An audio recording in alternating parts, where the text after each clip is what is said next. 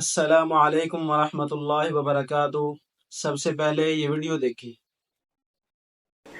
وہ میری جو بیوی ہے، میری بیوی اور ماں کی آپس میں لڑائی رہتی تھی ہمیشہ، تو میں نے اس کے کہنے پہ نا اپنی ماں کو اولڈ ہاؤس بھیج دیا۔ اب میں چاہتا ہوں کہ میں اس سے معافی مانگوں، لیکن اس طرح ہو نہیں رہا۔ آپ نے اپنی والدہ کو اولڈ ہوم بھیج دیا ہے؟ تو میں اس سے معافی مانگوں لیکن اب ہو نہیں رہا۔ مطلب وہ معافی، والدہ معافی نہیں دے رہی یا کیا کیا؟ والدہ مر گئی ہے میری۔ اللہ، انا للہ و انا الیہ راجعون۔ میرے بھائی میرا بس نہیں چلتا، میں اپنے آپ کو جی چاہتا ہوں، میں اپنے آپ کو نوچ لوں اپنے نام۔ یہ ایک ویڈیو تھی جو میں نے آپ کو دکھائی، یہ کچھ دن پہلے کا واقعہ ہے۔ ماہ رمضان المبارک بابرکت مہینے میں یہ واقعہ پیش آیا۔ کتنا غضبناک یہ واقعہ ہے۔ اس شخص نے اپنی ماں کے ساتھ یہ سلوک کیا کہ اپنی بیوی کے کہنے پر اپنی والدہ کو اولڈ ہوم بھیج دیا، جہاں پر پھر وہ انتقال کر گئی۔ تو اب وہ مسئلہ پوچھ رہا تھا کہ آیا اس کا کوئی ازالہ ہو سکتا ہے، میرے بارے میں کیا حکم ہے؟ تو سب سے پہلی بات یہ ہے کہ بھائی آپ دیکھیں، اگر ایسا کوئی ڈیسیجن آپ لیتے ہیں تو اس سے پہلے آپ کو سوچنا چاہیے۔ نبی کریم صلی اللہ علیہ وسلم کا فرمان مبارکہ ہے کہ کوئی بھی کام کرنے سے پہلے اس کے انجام کو دیکھنا چاہیے کہ اس کا انجام میرے لیے کیا ہو سکتا ہے۔ اب انہوں نے اپنی والدہ کو اولڈ ہوم بھیجا اور ان کی والدہ وہاں پر انتقال کر گئی، اور یہ انتقال کسی بیماری کی وجہ سے نہیں، یہ صرف اپنے بیٹے کی جو انہوں نے ان کے ساتھ یہ حرکت کی ہے، کیونکہ والدین ایک ایسی اللہ تعالیٰ نے چیز بنائی ہے، اور اللہ تعالیٰ نے اس کا بہت قرآن میں بھی ذکر کیا ہے، جیسا کہ قرآن پاک میں آتا ہے وَقَضَىٰ رَبُّكَ أَلَّا تَعْبُدُوا إِلَّا إِيَّاهُ وَبِالْوَالِدَيْنِ إِحْسَانًا، کہ اپنے والدان کے ساتھ حسن سلوک کا معاملہ کرو، ان کو اف بھی نہ کہو۔ اور اسی طرح دوسری جگہ فرمایا کہ اپنے والدین کے لیے دعا کریں، کہ جیسا کہ قرآن پاک میں آتا ہے رب ارحمہما کما ربیانی صغیرا، کہ یا اللہ تو میرے والدین پر ایسے ہی رحم فرما جیسا کہ انہوں نے بچپن پر ہمیں رحم فرمایا۔ تو والدین جو ہوتے ہیں یہ اللہ تعالیٰ کی طرف سے بہت بڑی نعمت ہوتی ہے۔ جن کے پاس نہیں ہے ان سے آپ کبھی جا کے پوچھیں، اور جن کے پاس ہیں وہ ان کی قدر نہیں کرتے۔ یہ ایک اللہ تعالیٰ نے ایسی نعمت دی ہے کہ یہ ہمیں بچپن میں پالتے ہیں۔ پہلے ماں اپنے پیٹ میں 9 ماہ بچے کو رکھتی ہے، اس میں بہت ساری تکلیفیں آتی ہیں۔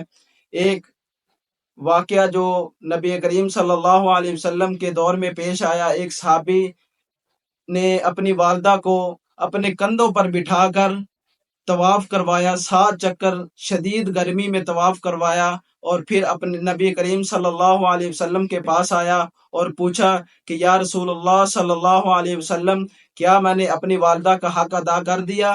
تو نبی کریم صلی اللہ علیہ وسلم نے فرمایا تو نے اپنے والدہ کا اتنا بھی حق نہیں ادا کیا کہ جتنا یہ ناخن ہوتا ہے، کہ جو تکلیف اس کو درد ذہ کی وقت ہوئی تھی، آپ نے اس کا اتنا بھی حق نہیں، اتنا یہ ناخن کی بقدر بھی اس کا حق ادا نہیں کیا۔ تو والدین 9 ماہ پیٹ میں رکھتے ہیں، پھر اس کو بچے کو جنم دیتے ہیں، اس میں جو ماں کو تکلیف ہوتی ہے وہ ایک الگ ہوتی ہے۔ پھر اس میں جب پالتے ہیں ماں باپ دونوں، والدین بھی اور والدہ بھی ماں کو پالتی ہے، اس میں بہت ساری مشقتیں آتی ہیں، اور جب یہ بڑا ہو جاتا ہے انسان تو یہ ساری باتیں بھول جاتا ہے کہ مجھے دنیا میں لانے والا جو وسیلہ بنا وہ میرا باپ بنا، اور جب یہ بڑا ہو جاتا ہے تو یہ باتیں بھول جاتا ہے۔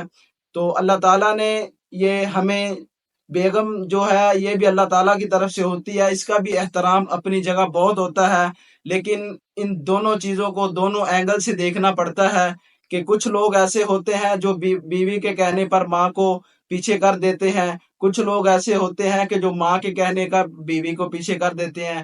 یہ اس میں متوسط درجہ یعنی درمیانی روی اختیار کرنی چاہیے کہ آپ بیوی کا جو رتبہ ہے اس کو دیں، جو ماں کا رتبہ ہے اس کو دیں۔ سب سے پہلے آپ کی ماں آتی ہے، اس کا رتبہ ہے، پھر آپ کی جو بیوی ہے اس کا رتبہ ہے۔ تو اپنی والدین، یہ تو اللہ تعالیٰ، نبی کریم صلی اللہ علیہ وسلم نے فرمایا کہ قیامت کی نشانیوں میں سے ہے کہ قیامت اس وقت آئے گی جب لوگ اپنے ماں باپ کو ستانا شروع کر دیں گے۔